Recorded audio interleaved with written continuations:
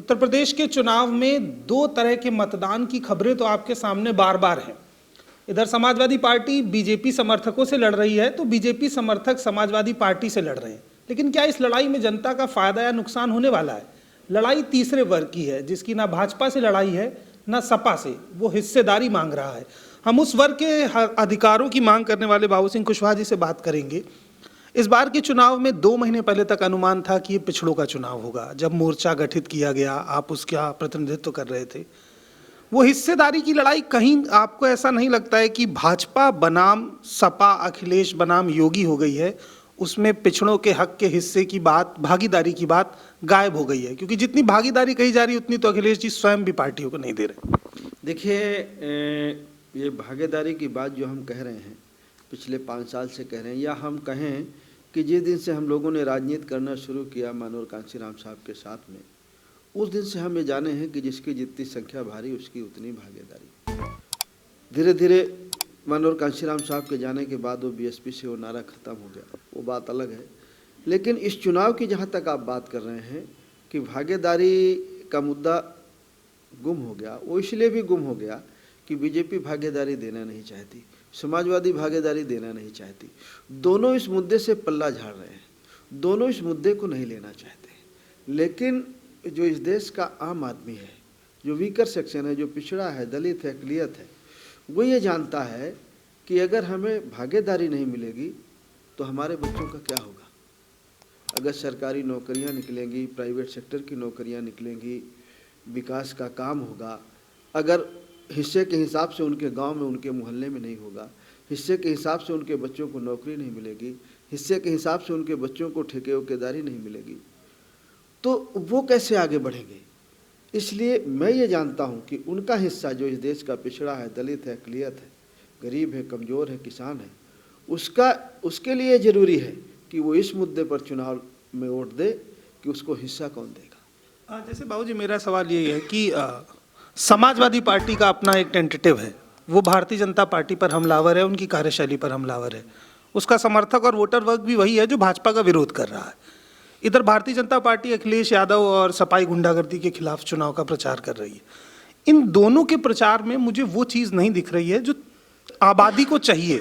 मतलब चुनाव होने वाला था नीट के आरक्षण के मुद्दे पर, चुनाव होने वाला था ओबीसी 57% उसका हिस्सा मिले, चुनाव होने वाला था कि जो भी परीक्षाएं हों उनमें उनको समुचित सीटें मिले। चुनाव इस मुद्दे पर भी था कि भर्ती आए तो उसमें हिस्सा तो मिले ना। अखिलेश जी भर्ती की बात कर रहे हैं, हिस्से की बात करने से क्यों बच रहे हैं, मैं ये समझना चाह रहा हूँ। इसलिए कि वो देना नहीं चाहते। पिछले भी 4 बार समाजवादी पार्टी की सरकार रही है। एक बार श्री अखिलेश यादव जी 5 साल के लिए मुख्यमंत्री रहे, उनके मुख्यमंत्रित्व काल में भी हिस्सा नहीं मिला पिछड़ों को और दलितों को, तो वो इस मुद्दे में नहीं जाना चाहते हैं। इस मुद्दे पे कोई चुनाव नहीं लड़ना चाहता। जैसे आप बीजेपी को देखें, बीजेपी जो ने कहा कि मैं 2 करोड़ रोजगार दूंगे, महंगाई कम करेंगे, सबके खाते में पैसे आएंगे, रोजगार नहीं मिले, महंगाई नहीं कम हुई, तो अब वो इस मुद्दे पर चुनाव नहीं लड़ना चाहते। वो हिंदू मुसलमान पर चुनाव लड़ेंगे, या मथुरा में मंदिर मस्जिद पर लड़ेंगे, या और किसी पर लड़ेंगे। जो मेन मुद्दे हैं लोगों की, जो आम समस्याएं हैं लोगों की, गरीब की, उस मुद्दे पर वो चुनाव नहीं लड़ना चाहते। ये उनको भी अच्छा लगता है कि असली मुद्दे पर चुनाव ना हो। अगर हम जीत जाएं तो उनको उन समस्याओं का समाधान न करना पड़े। तो इसलिए अखिलेश जी भी उन मुद्दों पर नहीं जाते। देखिए, भारतीय जनता पार्टी और समाजवादी पार्टी एक सिक्के के 2 पहलू हैं। समाजवादी पार्टी है तो बीजेपी है, बीजेपी है तो समाजवादी पार्टी है उत्तर प्रदेश में, और ये दोनों मिले हुए हैं, दोनों एक सिक्के के 2 पहलू हैं।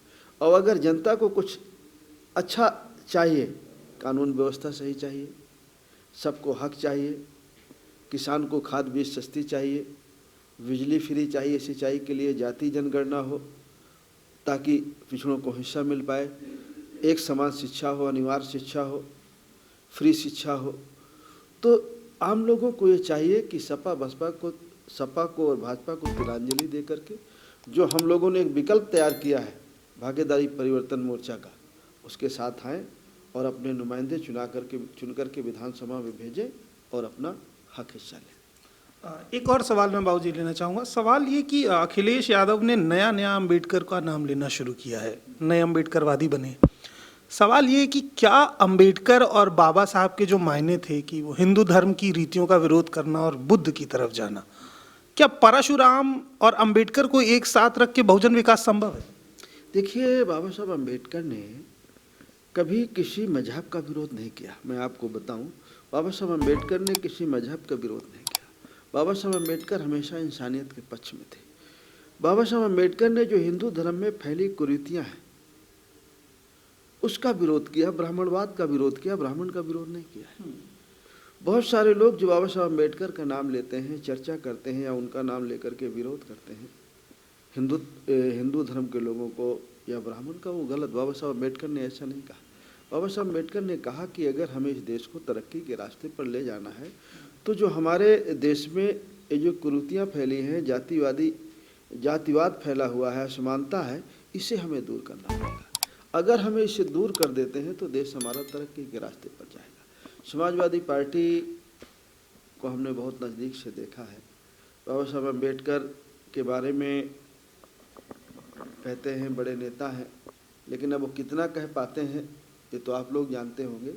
लेकिन बाबा साहब अम्बेडकर के बारे में अगर कहना है तो बाबा साहब अम्बेडकर को समझना बहुत जरूरी है। एक सवाल ये भी बाबूजी कि जो वो 150 सीटें हैं जहाँ पर कुर्मी हो, कुशवाहा हो, वो इतनी संख्या में है कि अगर वो एक तरफा मतदान करे तो चुनाव जितवा सकता है।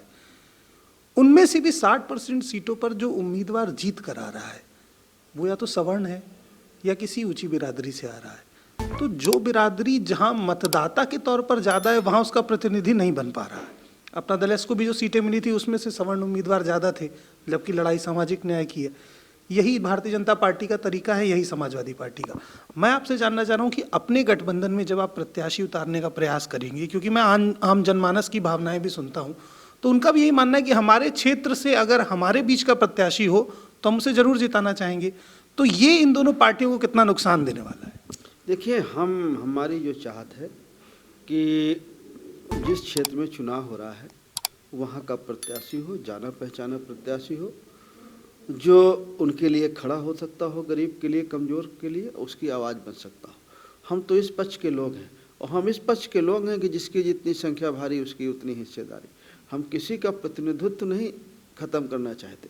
हमारी चाहत है कि अगर 18 से 20%, 16% या 20% मुसलमान भाई हैं तो उतना उनको लड़ना चाहिए। अदर बैकवर्ड अगर 52-54% है तो उसको लड़ना चाहिए। हमारे अपर कास्ट के भाई 15 से 20% है, उनको लड़ना चाहिए।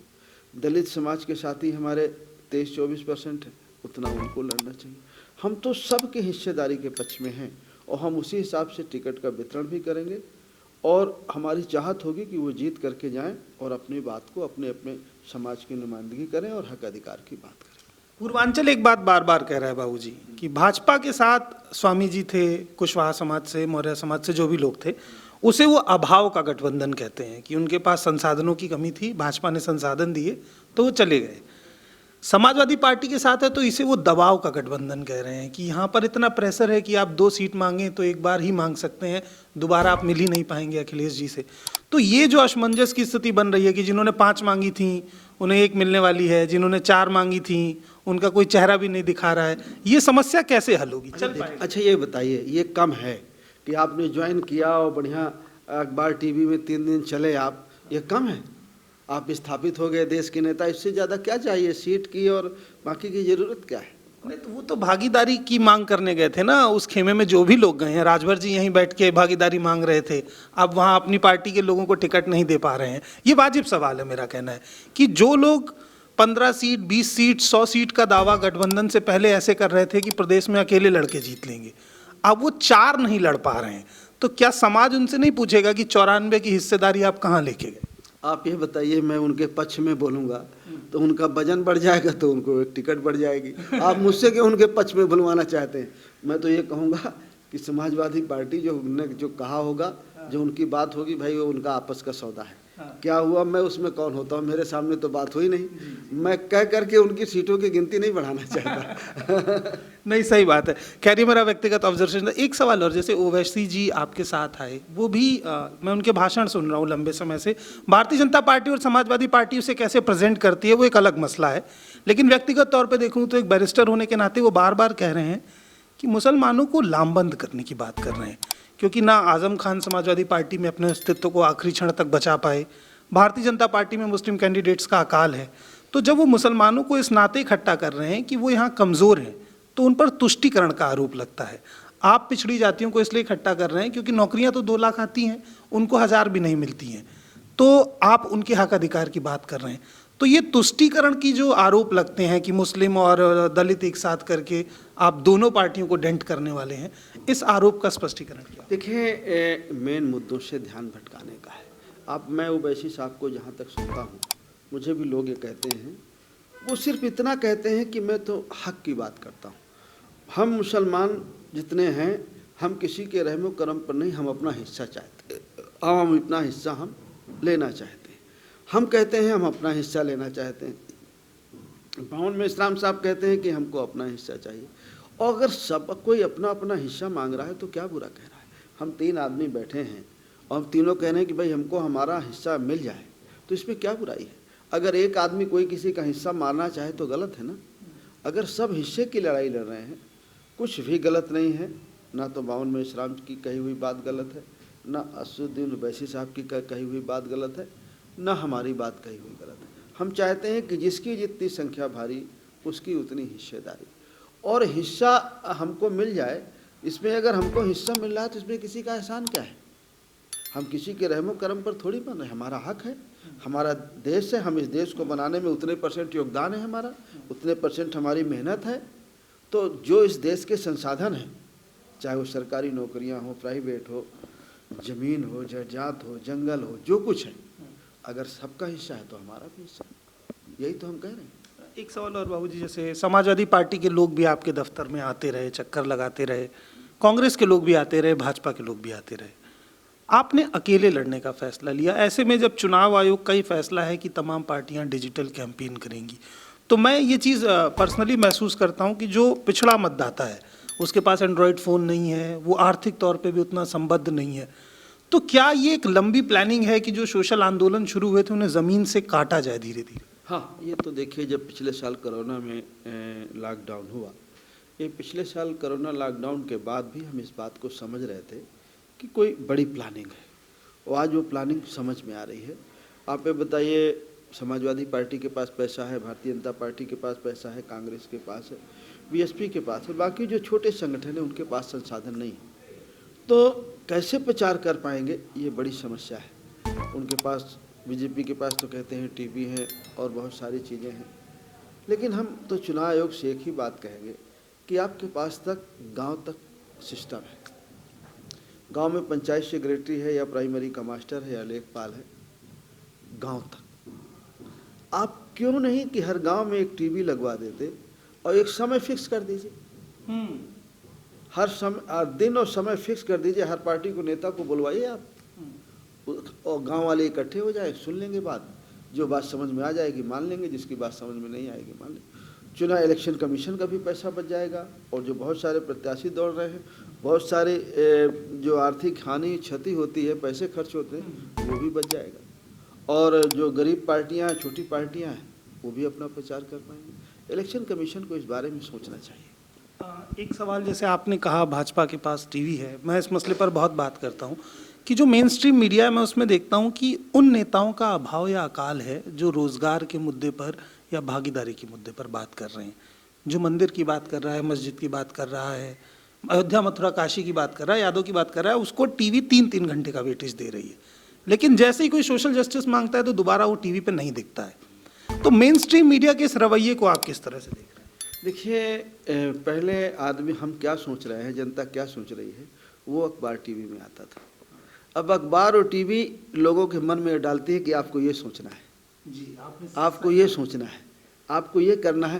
पहले लोग मन बनाते थे, अब आपके जरिए मन बनाया जाता है लोगों का, लेकिन ऐसा है नहीं, लोग जागरूक हो रहे हैं। देखिए, समाजवादी पार्टी और भारतीय जनता पार्टी दोनों एक मुद्दे पर लड़ेगी लड़ाई। वो एक मुसलमान को बीजेपी से डरवाएगा, अपनी तरफ आकर्षित करेगा, दूसरा हिंदुओं को डरवाएगा, मुसलमानों से वो अपनी तरफ आकर्षित करेगा। लेकिन आपके माध्यम से मैं आम जनता से यही अपील करता हूँ कि ना समाजवादी पार्टी से आपका भला होने वाला है, ना भारतीय जनता पार्टी से भला होने वाला है। आप आइए, हम आपके बीच के आदमी हैं, किसान के बेटे हैं। हम हर तकलीफ को, हर परेशानी को जानते हैं। आप हमारे साथ आइए, भागीदारी परिवर्तन मोर्चा से जुड़िए और वोट करिए और हम आपको इंसाफ दिलाएंगे, न्याय दिलाएंगे। एक आखिरी सवाल, चंद्रशेखर रावण के आने की बड़ी उम्मीद थी कि वो आपके साथ जुड़ेंगे, उम्मीदें अभी भी बरकरार हैं, लेकिन मैं आपसे जानना चाह रहा हूँ कि चंद्रशेखर रावण जिस तरीके से समाज की बात करते करते समाजवादी पार्टी के साथ चले गए, फिर वहाँ उनको नहीं लगा कि समाज के साथ अन्याय हो रहा है, लेकिन जैसे ही उनकी सीटें 6 से 2 हुई तो वो फिर वापस आ गए कि मेरे साथ अन्याय हुआ है। ये सीटों वाला न्याय कैसा होता है? चंद्रशेखर जी अच्छे हैं, नौजवान हैं, नेता अच्छे हैं, समाज की बात रखते हैं, लड़ाई लड़ रहे हैं। और अब देखिए, अब मुझे तो नहीं पता है समाजवादी पार्टी से उनका क्या हुआ क्या नहीं हुआ, लेकिन आप उनको अपने साथ रखने के लिए तैयार हैं अगर वो चाहें? देखो, मेरी इच्छा तो थी कि नौजवान हैं, वो अच्छे नेता हैं, अच्छे वक्ता हैं, संघर्ष करने वाले हैं। मेरी तो चाहत थी कि हम सब लोग मिल करके एक साथ लड़ें चुनाव। तो मैं आपसे बार बार ये बात कहता हूं कि 2022 का ये चुनाव ना तो भाजपा के विरोध का चुनाव है, ना सपा के विरोध का चुनाव है। ये चुनाव ओबीसी की हकदारी और हिस्सेदारी का है। तमाम मुद्दों में ये चीज़ पहचानते रहिए कि जो 20 लाख नौकरी देने का वादा कर रहा है, क्या वो ये वादा भी दोहरा रहा है कि उसमें से 50% ओबीसी होंगे? अगर नहीं तो उस 20 लाख में आपको हिस्सा अगले 5 साल तक तलाशना पड़ेगा। बाकी अपडेट्स के लिए बोलतंत्र को देखते रहिए, चैनल को सब्सक्राइब करिए और बाकी पिछड़े समाज की खबरों के लिए हमारे साथ जुड़े रहिए। धन्यवाद।